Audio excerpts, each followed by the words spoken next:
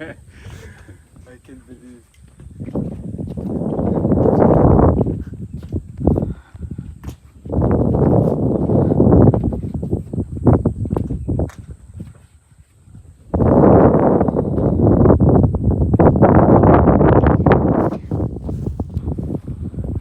You should thank you your mom.